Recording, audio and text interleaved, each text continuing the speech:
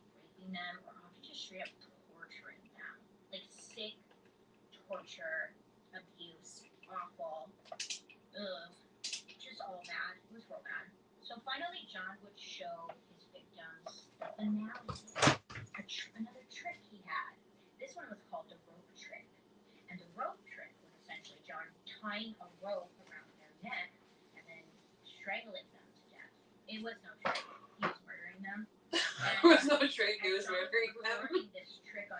Fucking stupid. There was no trick. It was murdering them.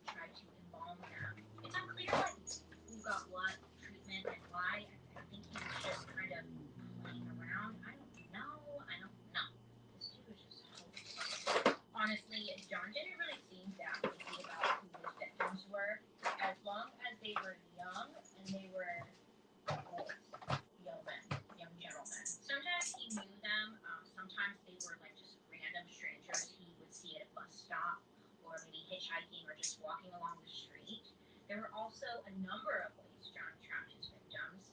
Some of them, it seemed like most of them, he promised them a job working for his construction company. I mean, because he had this company, so it was kind of like, hey, give you a job. You get it. Yeah. So he's like, I can give you a job. Of course, a lot of them are going to say yeah.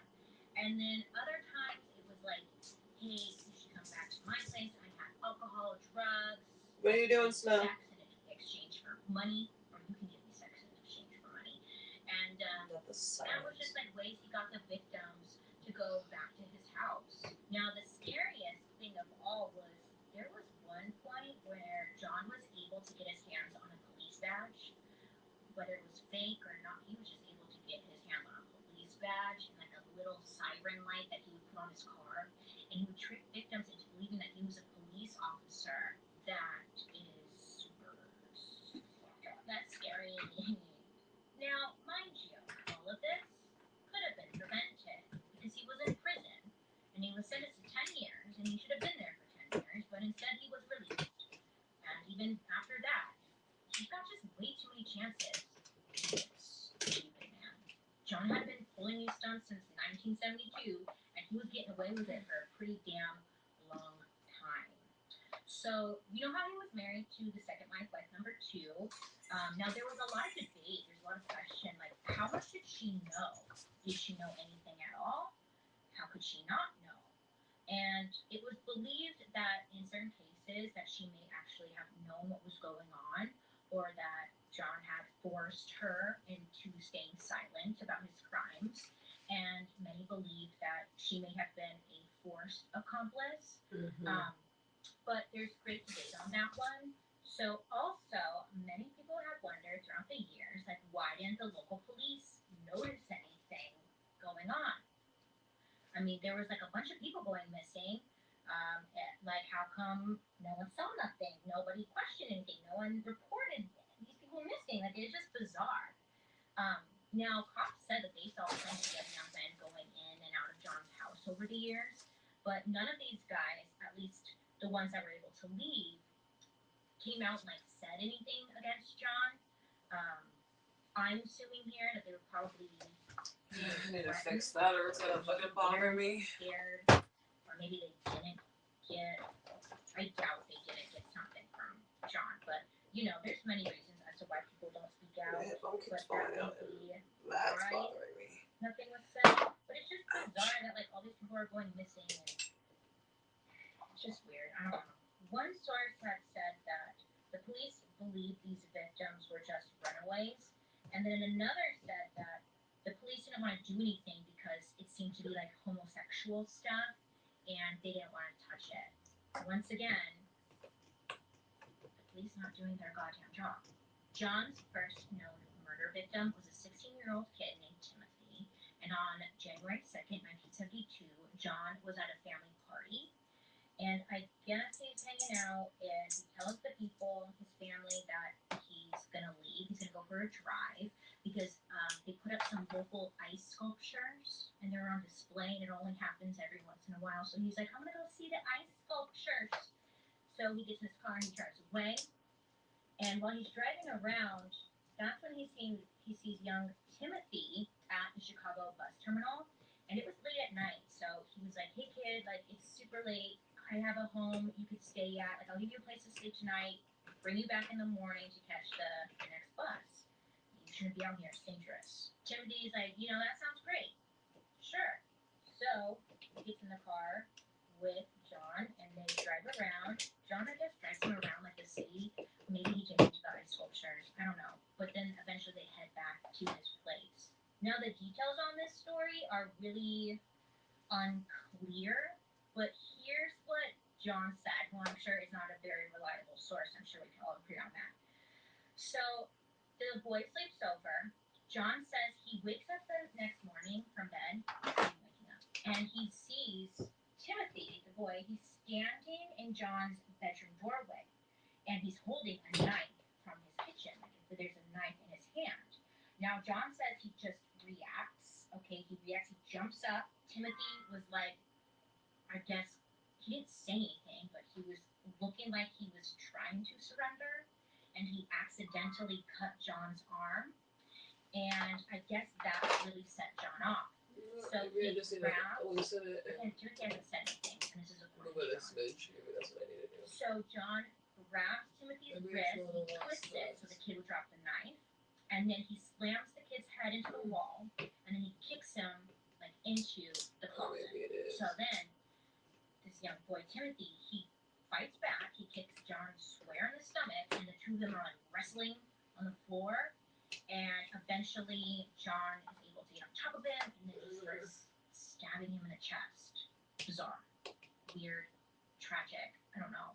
So John just leaves Timothy to die on the floor, and he said he gets up, he goes to the kitchen to put the knife back, and that's when he notices like there was an open carton of eggs and some bacon on the counter, and the kitchen table was set, and John's like, oh, I think Timothy was like just coming to ask how I like my eggs cooked. Whoopsie. Yeah, I don't know. I'm laughing because of just like I don't. Okay. Okay. Okay.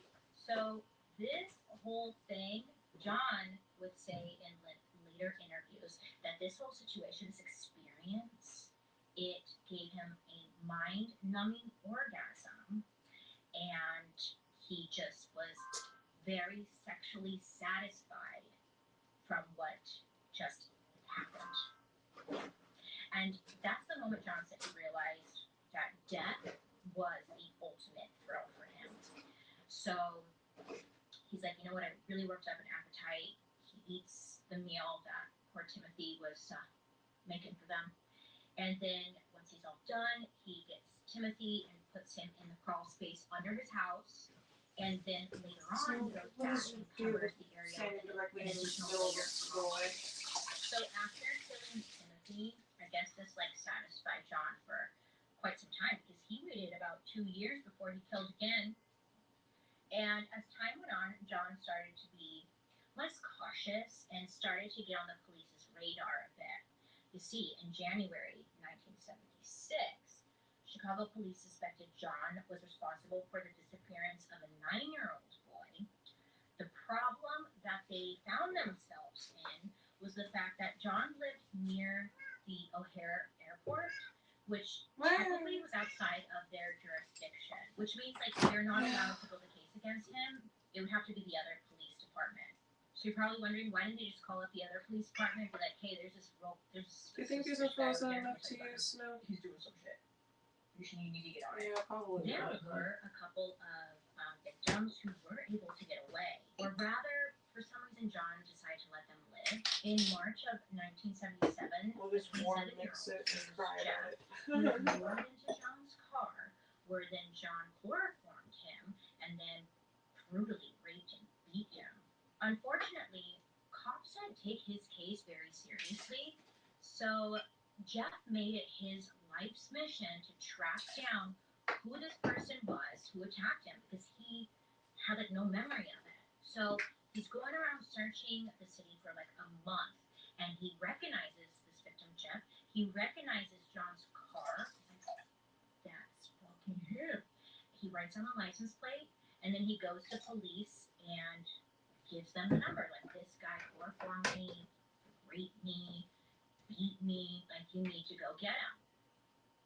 So Jeff ends up filing a civil lawsuit against John, and Jeff claimed that John offered him weed, but instead he used chloroform to knock him out. And when he woke up, he was handcuffed in John's house, and John attacked him before he let him go. Once again, the man who's been getting far too many chances, John was charged with battery. Yeah, which is a misdemeanor, which means he had to pay $3,000, and that was it.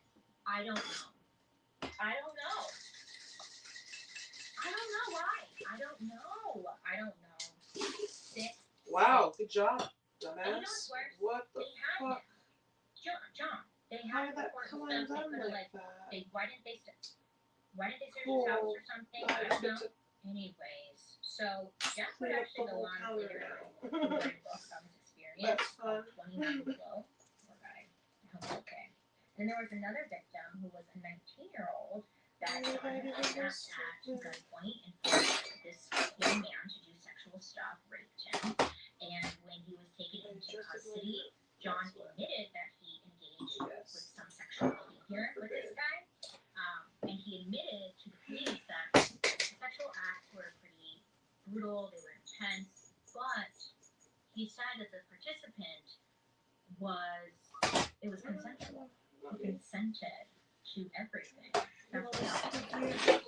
In fact, this kid was actually his consensual sex slave, according to John. Now, the police, for some sick reason, believed John, and the assistant state's attorney, they decided not to prosecute. I know. Shouldn't all of them just be fired? Just that whole state of people in charge? Fired. Well, they're probably not there anymore. Yeah, that's better with lime juice. What? That is a lot better with lime juice. Outside of Probably maybe double the lemon juice if I was gonna do that again and not get it all over my fucking self. Like, he was very active in the community. Still, he was even. I know. I decided to wear it. So wasn't that fun? Polish Constitution Day parade. Yes. So with this position that he got, it gave him the opportunity to take a photo with the first lady, Rosalind Carter. So he gets a picture with the president's wife on May 6, 1978. Now, the funny thing is, this is not funny, but the funny thing is, in order to get a picture with Miss Carter, the Secret Service, they had to do a background check on anybody who takes a picture with her, meets her, to make sure, they're not killers, whatever. They need to give them special clearance, which, if you're like me, you're thinking, oh, right, so the Secret Service, you thought, ooh, they're going to blow up John's background and be like, LOL. I should probably double check to make sure the stream is even. But, because that makes sense. I didn't really check on my the world made sense, that laptop. probably would have happened. Not my laptop, my The computer. Secret Service Okay, yeah, you guys can't see me. John, I was worried.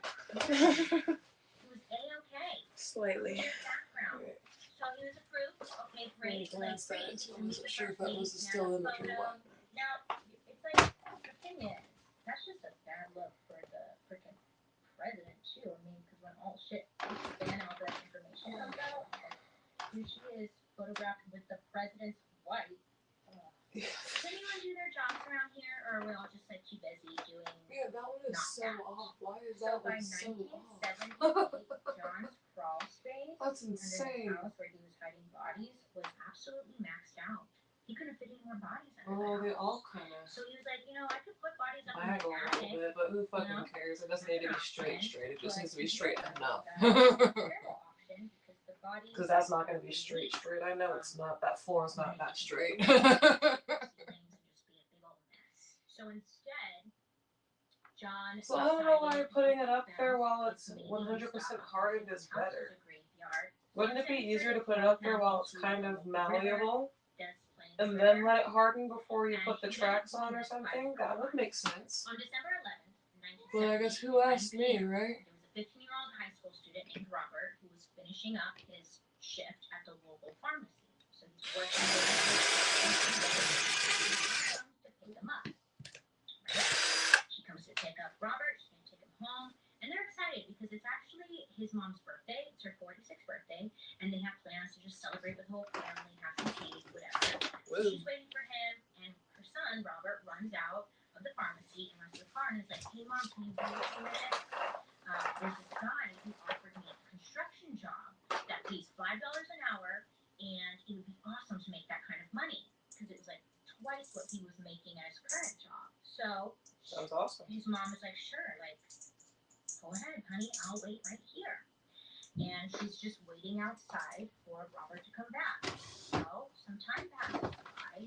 And he never comes back. Robert doesn't come back. Well, of course not. So she's like, dude, where is he? So she's getting a little nervous. She looks around for him. She's not seeing him. So his mom drives home, and she tells her husband, okay, Robert was there 1 minute, and now he's just missing. So the whole family, it's Robert's mom and dad, his 2 siblings, and their 2 dogs, they all pile into the family car, head back to the local pharmacy, and they look for Robert. Now, they're searching for quite some time, and They can't find any clues. Nothing. He just poof vanished. Finally, it got late in the night. It was like 11:30 at night. Robert's mom decides to go to the police and file a missing persons report. Birthday. It was her birthday. Now, That's this weird. case is a hit close to home for a That shouldn't be that hard to lieutenant twist into. that was working there that night because his son was attending the Did I find an actual beard? and he was Is that real? resonated with this woman and her missing son. You know, he's afraid that his own son might be at risk of a similar fate. So the lieutenant insists on taking this case on himself. He's determined to find answers. Okay, he's not just going to write it down as missing. He's going to do something about it. And at this point, he was only the chief of detectives for about 6 months. So many were saying, like, oh, he probably had something to prove, which is so annoying. Maybe he was doing his damn job.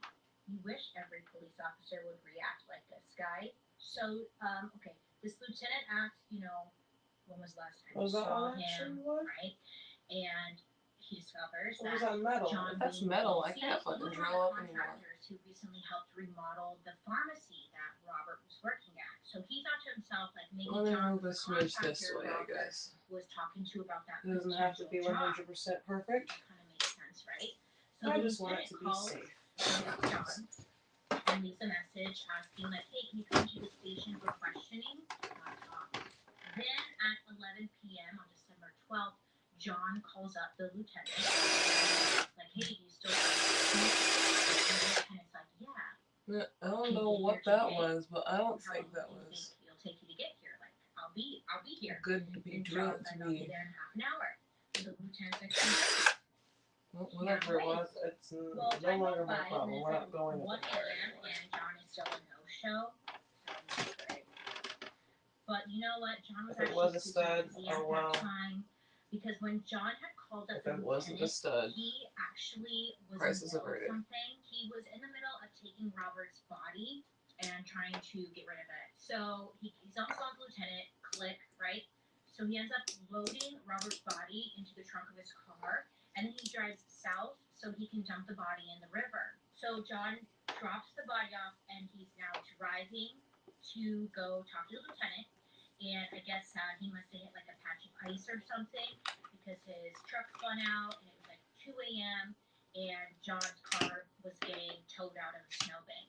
So then, once everything got settled, 3 a.m., covered in mud, John walks into the police station. He's like, hey, I'm here to meet with the lieutenant. And whoever was at the main desk is like, it's 3 in the morning. Why don't you come back later? And, you know, he didn't have to come back, right? He could have just ran for it.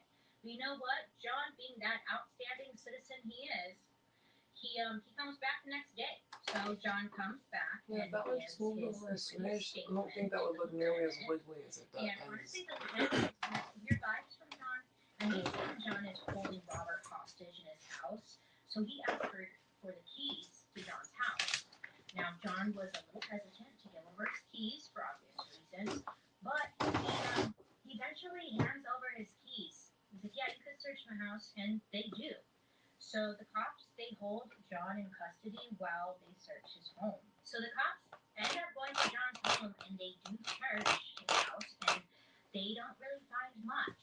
And by not finding much, I mean, they aren't really finding any evidence of what happened to Robert. But what they do find is plenty of gay porn, some needles, a starter pistol, some rope, and an 18-inch dildo, and the handcuffs.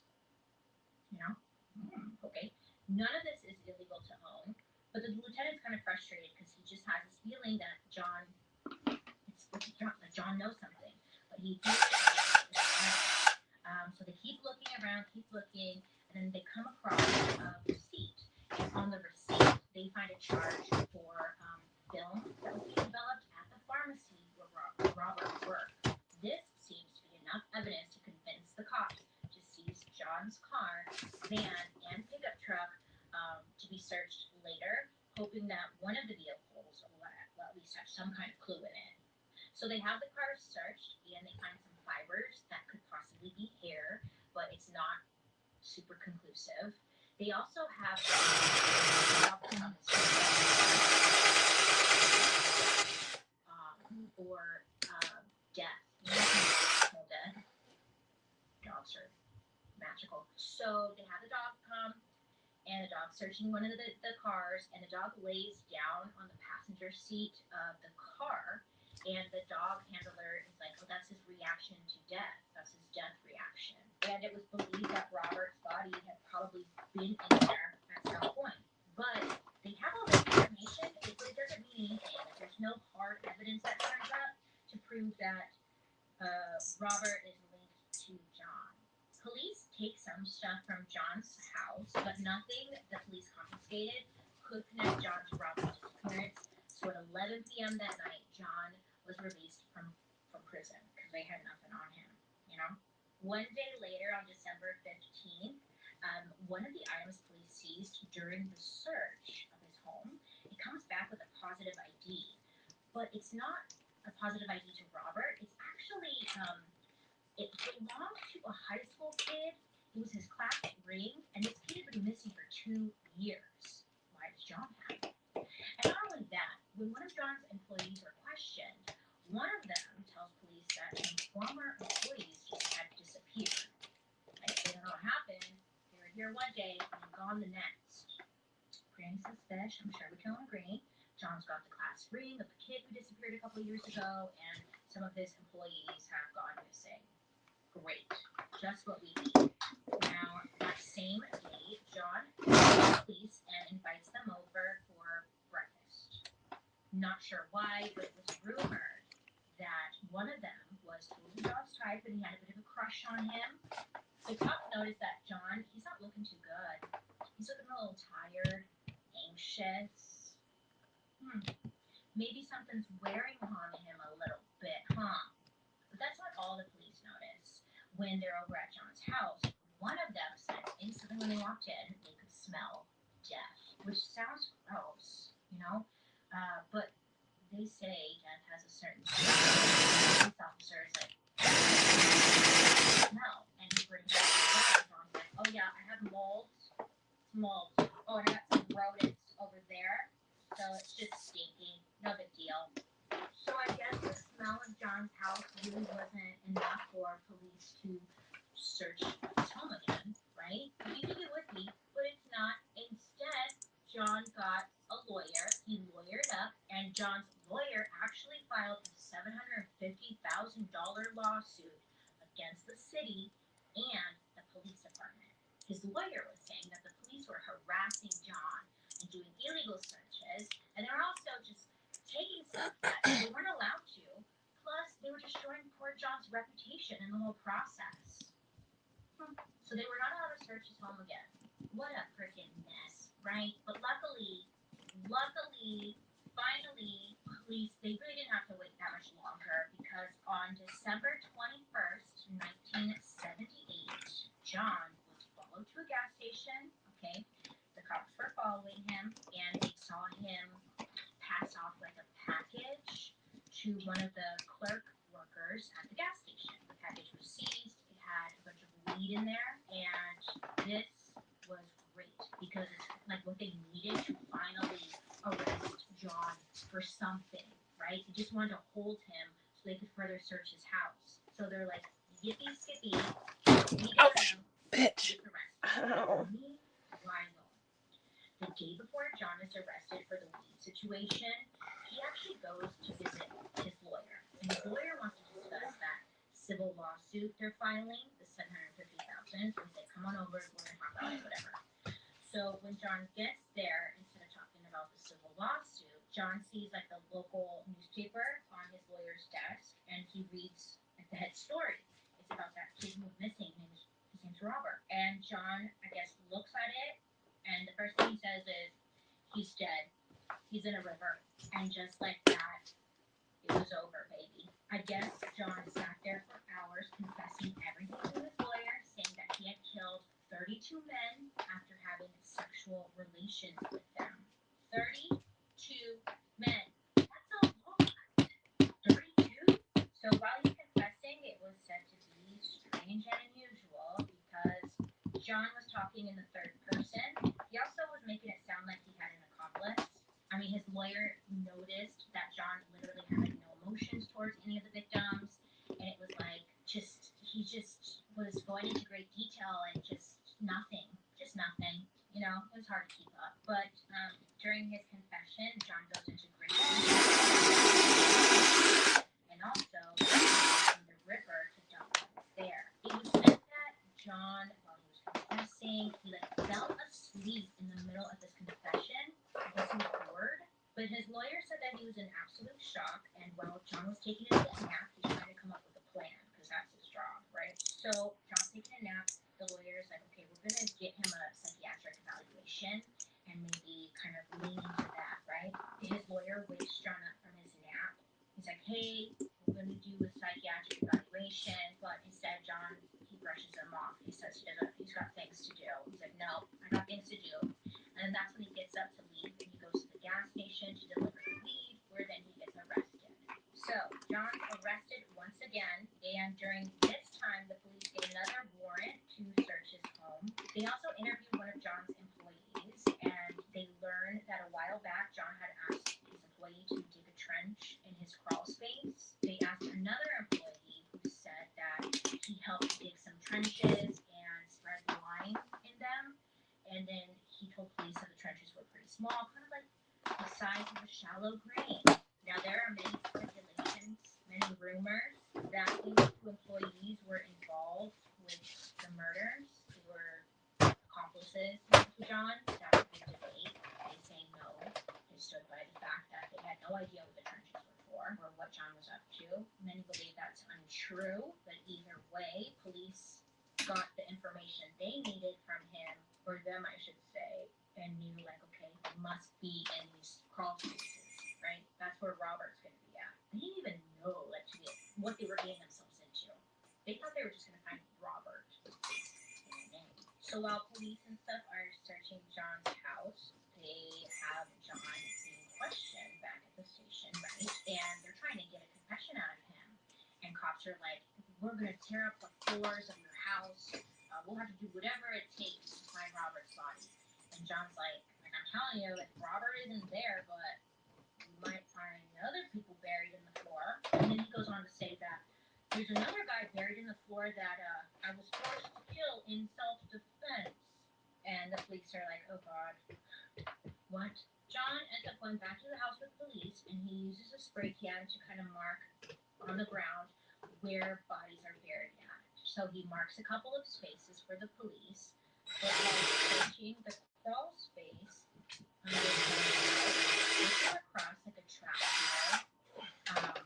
And when they open up this little trap door, they find numerous body parts. I'm talking lots of different body parts, just all scattered about. So they've got 3 in the crawl space, and they've got another person under the garage floor. Where are the rest? They don't even know about the rest yet.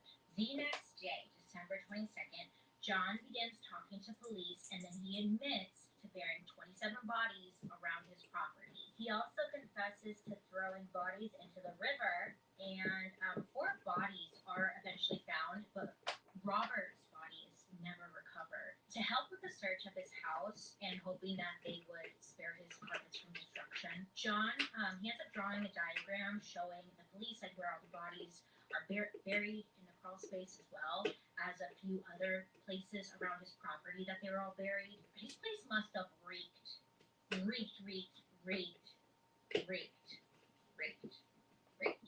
After all this, John is moved to the hospital because they think that there might be more going on with him. And John tried really hard to convince them that he had multiple personality disorder.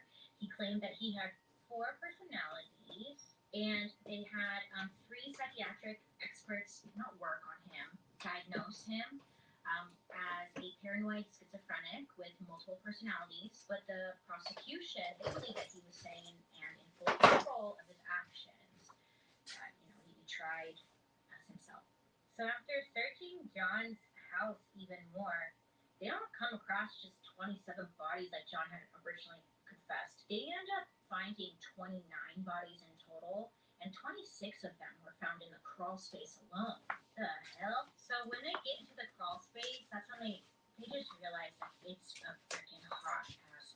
The bodies are dismembered and like just heavily dismembered.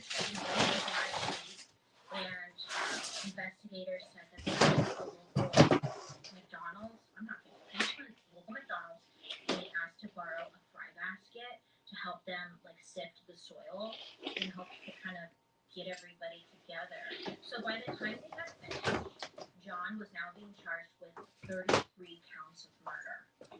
That's insane. And they were all like buried in his house. Ugh.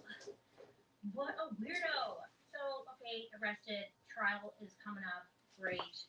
February 6th, 1980. John was being charged with 33 counts of murder, and he had technically been convicted of more murders than anyone in American history. Anything? Yes, I guess he's happy about that one. Now, because John had confessed, it was mainly, like, the whole purpose of the trial was more about deciding if he was insane or not versus him being guilty or innocent.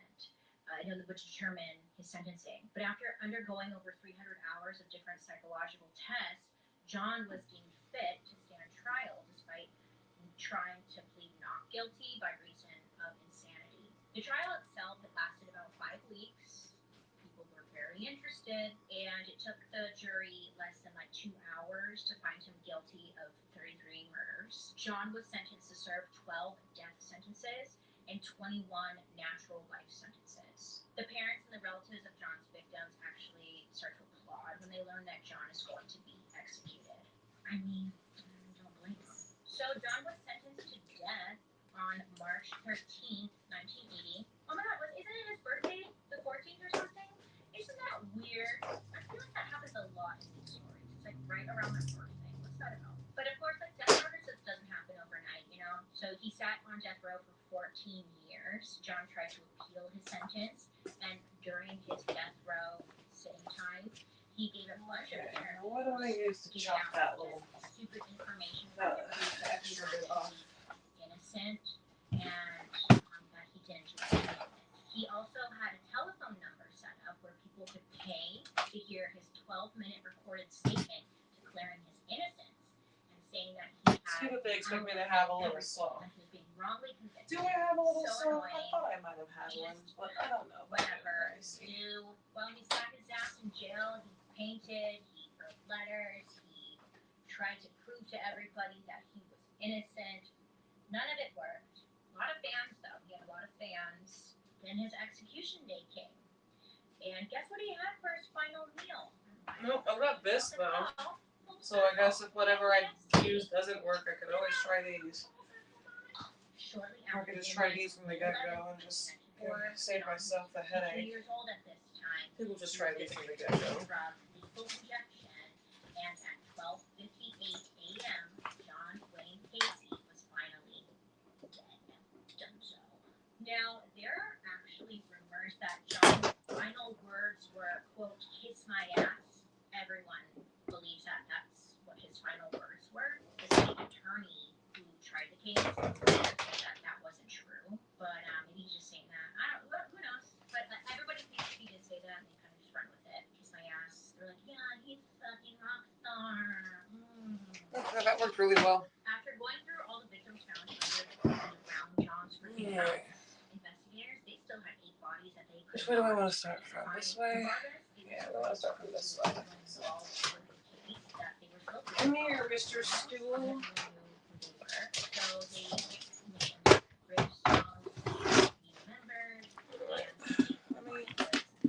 So Angle you guys so you guys can see more of what's going on. I don't know if you guys will be able to see more of what's going on if I'm going to be honest.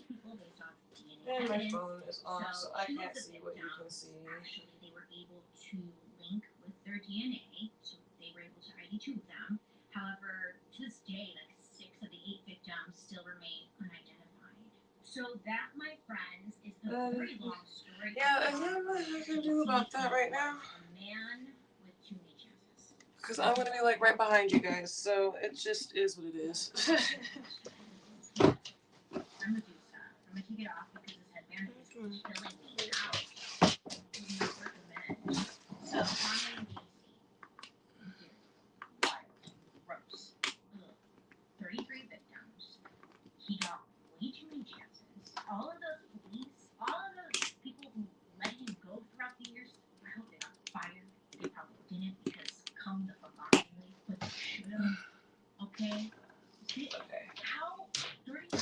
I need here. Never, like, let me think. Like, This will not be so heavy. There we go.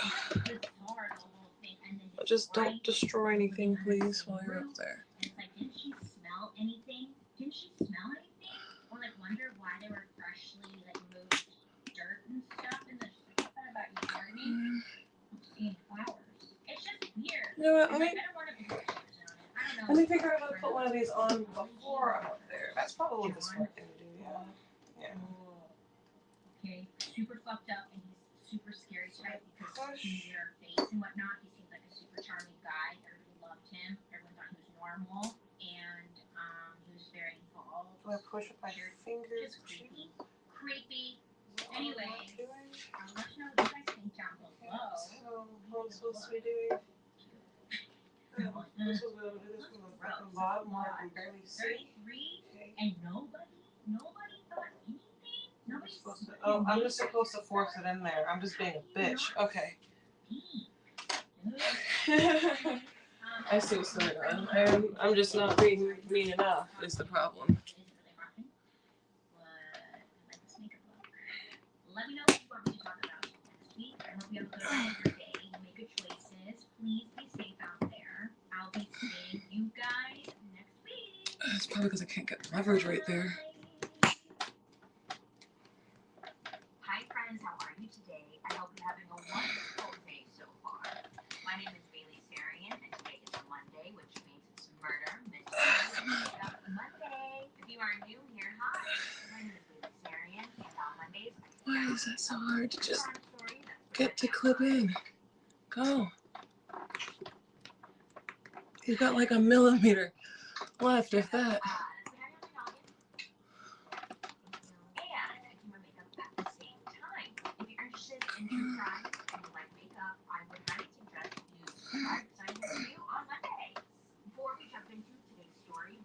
Is there a specific side that's wider than the other? Am I just doing it from the wrong side? How am I supposed to know that?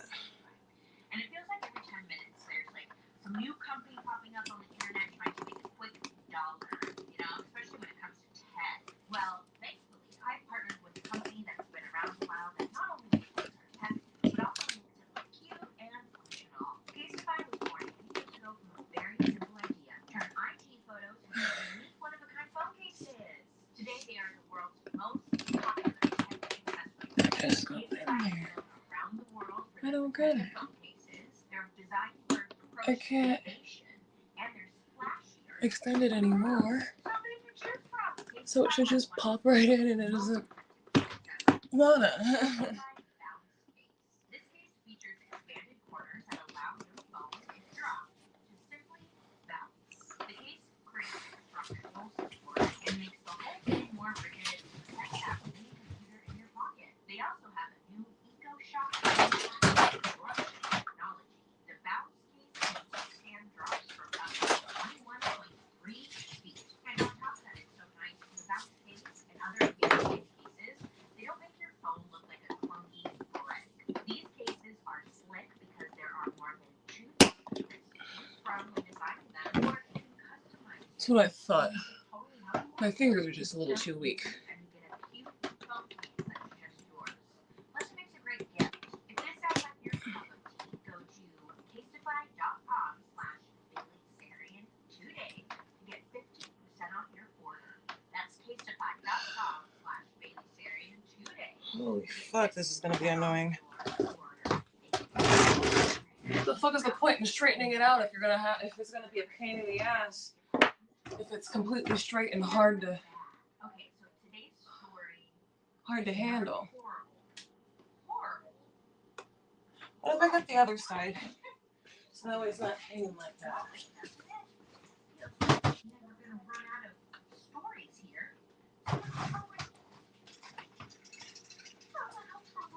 Oh, I cut it too short apparently. Oh, that sucks. In the United Kingdom, in a quaint little English town named Shorn, which is in Kent. It's about an hour outside of London, and based on the pictures I saw online, it's giving Beauty and the Beast when Belle's like singing in her village in the intro. Little town, little people.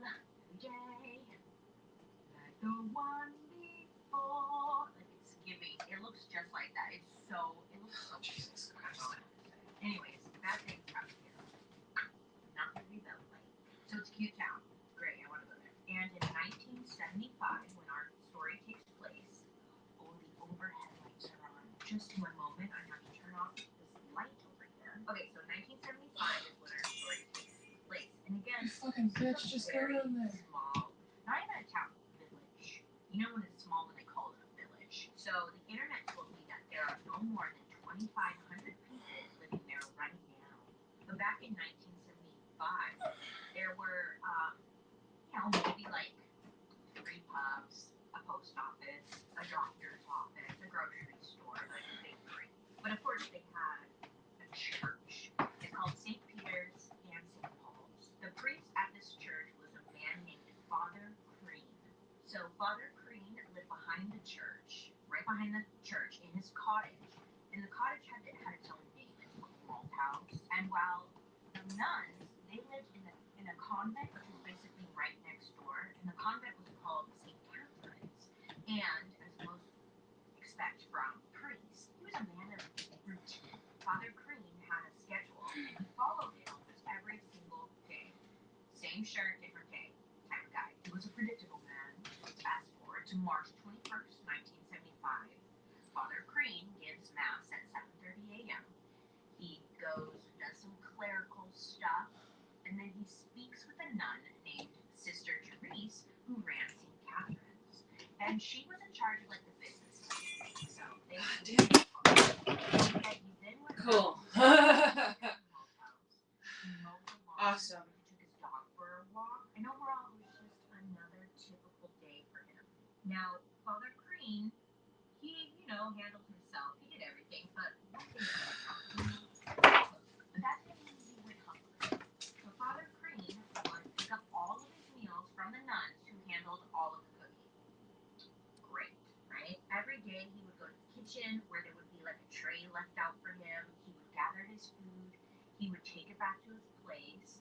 And then once he was finished, he always brought back the dirty dishes back to the kitchen.